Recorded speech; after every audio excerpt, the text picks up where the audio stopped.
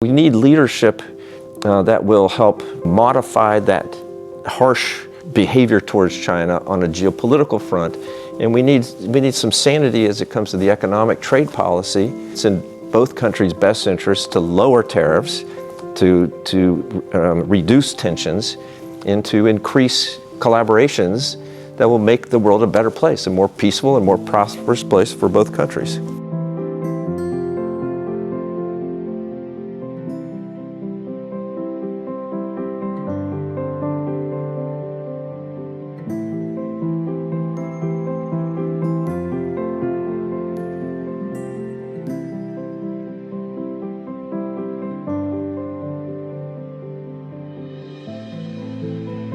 So the notion that because we have a trade deficit with China and therefore we're going to create all these jobs in America by raising tariffs is a silly, ill-founded notion to start with. It's not good for the Chinese economy. It's not going to be good for the American economy. It's a failed logic in the sense that trade deficits aren't evil. They're not bad. They happen when one country buys more stuff from the other country. So it's a natural outcome of a global order. Interestingly, in recent days and weeks, the economic reports coming out of Washington about the U.S. economy are showing that the economy is slowing. And sadly, because of tariffs, prices for our goods that we do bring in from outside, and the tariffs themselves are causing higher prices domestically, inflation will increase. So we're going to have a situation, I believe, where there's stagnation in the economy and inflation, which is a double whammy for the American people. So we need leadership that will help, modify that harsh behavior towards China on a geopolitical front.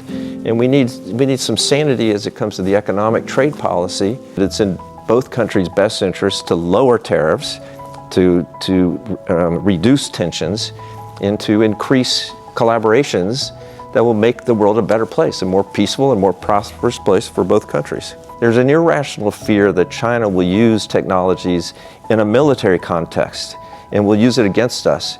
What Americans don't realize is that China's never been a colonialist or a dominant for. They don't use military in a way that's aggressive against other countries. I don't think it's their intent to take over the United States' role as kind of the peacekeeper in the world or the policeman of the world, if you want to put it that way.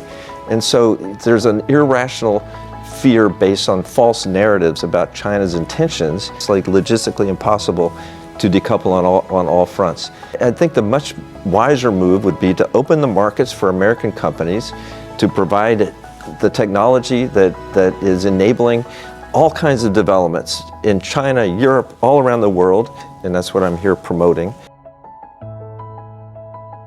I've been coming to China since 1975 when my father was the bicycling ambassador 50 years ago. We're focused more on my father's core belief that if you bring people together and you sit them in a room and you have them look at each other eye to eye, that they'll be respectful of one another and will listen and put themselves in the other guy's shoes, potentially, so that there's a better understanding developed. And out of that understanding would come discussions about how to work together. I'm actually kind of surprised. I've been to Shenzhen recently. Now, this is my first time to Guangzhou since before the COVID. I'm surprised that Guangzhou has had such a robust development over the past 7 years since I was here last.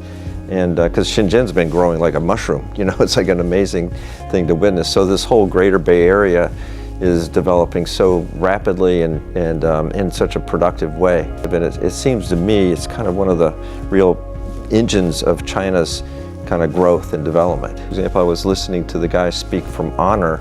He said 80% or 85% of their factory is automated.